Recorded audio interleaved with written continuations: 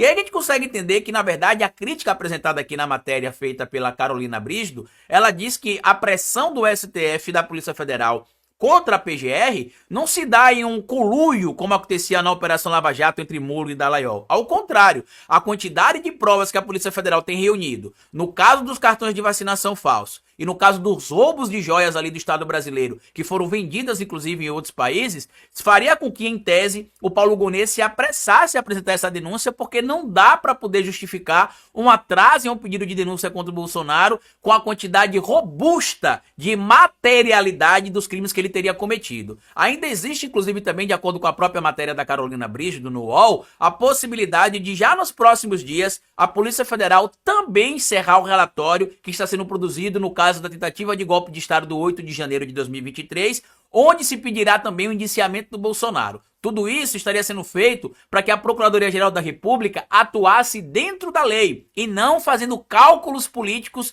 sobre qual seria o impacto desse tipo de denúncia contra o Bolsonaro antes do primeiro turno das eleições de 2024. Eu vou trazer para vocês o material da Carolina Brígido para a gente comentar aqui e vou trazer também algumas análises sobre essa narrativa de período eleitoral, de o que é que pode impactar no bolsonarismo ou não, porque para mim isso não deve ser levado em consideração em hipótese alguma, tá? STF e PF pressionam o PGR por denúncia com fartura de provas contra Bolsonaro. Assinado aqui por Carolina Brígido no UOL. Detalhe, a pressão, como a gente está vendo aqui, que estaria sendo feita, em tese, a PGR, não é porque eles querem que se atropele o devido processo legal. Ao contrário, eles conseguiram reunir provas suficientes para que a denúncia seja apresentada. Este é o ponto que está sendo apresentado aqui. O recesso do judiciário deixou de ser sinônimo de pasmaceira em Brasília, faz tempo. Neste mês de julho, em vez de tirar férias, o ministro do STF, o Supremo Tribunal Federal, Alexandre de Moraes, junto com a Polícia Federal, preferiu não dar descanso a Jair Bolsonaro. Fatos novos contra o ex-presidente têm se amontoado no noticiário, deixando no ar a ideia de que o cerco contra ele está muito perto do fim. A avalanche de indícios contra o ex-presidente, eu diria não só indícios, viu, Carol? Eu diria indícios e provas também, tá? É uma forma de pressionar o Procurador-Geral da República, Paulo Gonet, a apresentar logo uma denúncia contra Bolsonaro perante o STF. E aqui é o ponto que eu disse no início do nosso vídeo, né?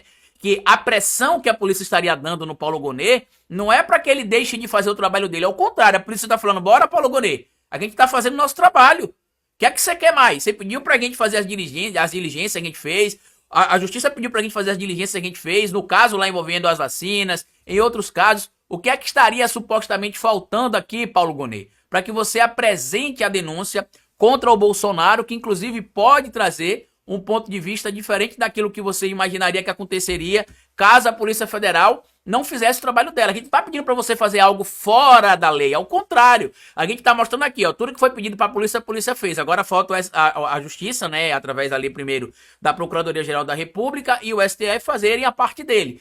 O STF apresentar a denúncia, ou melhor, a Procuradoria-Geral da República apresentar a denúncia e o STF analisar se tem ou não a possibilidade da condenação do Bolsonaro através do devido processo legal, que vai incluir presunção de inocência, direito ao contraditório e a ampla defesa que está sendo não só garantida, como assegurada ao Bolsonaro, tá? A interlocutores, Gonet tem dito que não quer fazer isso em meio ao processo eleitoral, para não tumultuar ainda mais o ambiente político. A tendência, portanto, seria denunciar Bolsonaro a partir de novembro, após as eleições municipais. No entanto, uma ala do judiciário e investigadores da Polícia Federal preferem que isso aconteça antes do início das campanhas, marcadas para o dia 16 de agosto. E aqui eu tenho de concordar, inclusive, com os investigadores e os membros do judiciário brasileiro, por um motivo bem simples de se entender, tá? Como eu já disse, se não se pode fazer a denúncia contra o Bolsonaro para não atrapalhar o processo eleitoral, então não apresentar a denúncia também não pode significar que isso estaria beneficiando o Bolsonaro no processo eleitoral em 2024. Outro fator, se a denúncia contra o Bolsonaro acontecer em agosto, como a gente imagina que poderia acontecer, ou que poderá até o momento acontecer, o Bolsonaro poderá ter a sua condenação pelos crimes cometidos ali, se tiver realmente esse entendimento pelo STF,